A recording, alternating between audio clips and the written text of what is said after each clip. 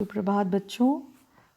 ये मैं आप लोगों के लिए एक छोटा सा वीडियो बना रही हूँ कि हम 5 लाइन की किताब में हिंदी के अक्षर कैसे लिखते हैं। ठीक है, तो हम शुरू करेंगे पहले स्वर से। तो हम लिखेंगे पहले स्वर। ठीक है, आप ध्यान दें मैं कैसे लिखती हूँ। तो ये जो इसमें देखो लाल लाइन है, नीचे बीच में 3 नीली लाइंस हैं, ब्लू लाइंस, और फिर ये एक है रेड लाइन। तो ये जो लाइंस होती हैं हमारी ब्लू टू ब्लू, ये 3, इसके बीच में हमें अपने अक्षर बनाने होते हैं।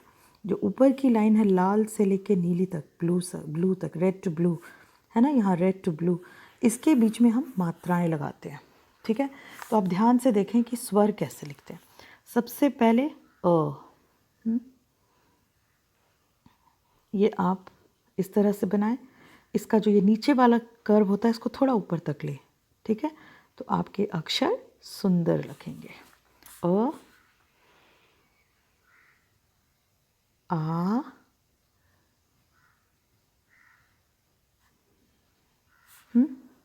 ठीक है। आपकी जो मात्रा, इसको बहुत बड़ा नहीं बनाना है इस डंडी को, और इन दोनों के बीच में भी आपको स्पेस सही रखनी है, और इस लाइन को बहुत बड़ा नहीं बनाना है। ठीक है, आ ई, छोटी सी लाइन ऊपर से आएगी, फिर ये एक यहाँ नीचे आएगी, यहाँ आकर ये मुड़ जाएगी। ठीक है, तो हमारा जो ई का अक्षर है पूरा इसके बीचों बीच आ जाना चाहिए।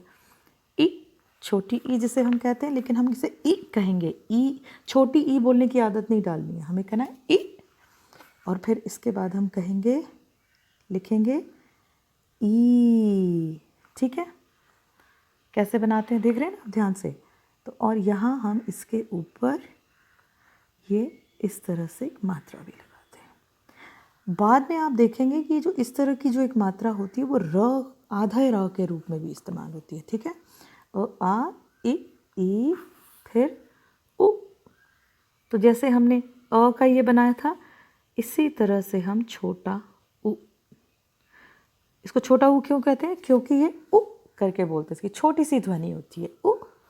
और ये है ऊ, ओके। और ये है ऊ, इसमें पीछे से ऊ में टेल होती है, बड़े ऊ में, जिसमें, और इसकी जो ध्वनि है यानी इसकी जो साउंड है, उच्चारण है, वो लंबा है। ऊ, आ ई उ ऊ।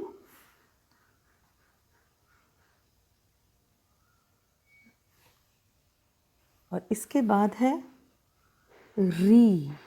ओके, इसको हम कैसे बोलते हैं? हम में से कई बच्चे ना इस चीज़ को लेके थोड़े से कंफ्यूज्ड हैं।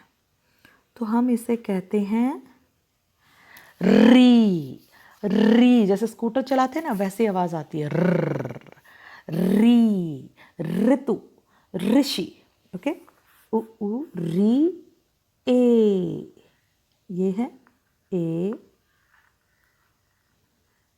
ए को हम इस तरह से बनाते हैं आई। अब ये जो आई है इसे हम, यहाँ मात्रा आएगी लेकिन ये दूसरे वाली डंडी पे खत्म होगी। ठीक है, तो इसको हम आई और ए दोनों तरीके से बोलते हैं। जैसे ऐनक है ना, ऐनक, और आई कैसे, जैसे भैया, नैया। ओके, वहाँ पर ये मात्रा के रूप में जब आएगा तो इसके दोनों साउंड्स होती हैं। ठीक है, दोनों तरह से इसका उच्चारण किया जाता है। सो ए आई ओ, अब है ओ। अब कुछ बच्चे कह रहे थे छोटा ओ, छोटा ओ कुछ नहीं होता है। ठीक है, ओ होता है। ओके, सो ओ में कैसे करना है इसको, जैसे हमने ओ बनाया सुंदर सुंदर, ऐसे ही हम ये बनाएंगे, और इसकी मात्रा कहाँ ख़त्म होगी? दूसरे डंडे पर। हमेशा जो डंडा होता है ना इसी के ऊपर ये मात्रा आती है। और देखो ऐसे गोल लूप सा बनाना है लाल लाइन से टच करते हुए, और इसकी जो ऊपर वाली डंडी आप बनाओगे, छत जो बनाओगे, वो बस इतनी, ज़्यादा बड़ी नहीं और छोटी भी नहीं। ओ, अब हम बनाएंगे औ, है ना। तो इसको भी हम 2 तरीके से बोलते हैं। इसको हम औ भी बोलते हैं और औ भी बोलते हैं, और दोनों मात्राएं एक ही डंडी पर ख़त्म होगी। ऐसे नहीं कि एक इस पे आ रही है और एक इस पे आ रही है। ठीक है, ये है औ। फिर अंग, ये सब आप सीख चुके हैं, है ना। कक्षा 2 के बच्चों के लिए पुनरावृत्ति है। और यदि आप लिखना ठीक से नहीं जानते हैं तो आप समझें कि आपको कैसे लिखना है। ओ औ अंग अह, अह। तो ये जो अह है, इसकी जो साउंड है अह की, ये जो दो बिंदियां हैं, इसका ज़्यादा प्रयोग संस्कृत भाषा में होता है, ठीक है। लेकिन संस्कृत से कुछ लिए हुए शब्द जैसे प्रातः, अतः, है ना, दुख, फिर छह, इनमें भी इसका प्रयोग होता है।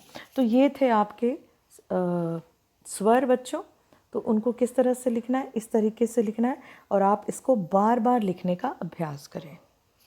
धन्यवाद बच्चों।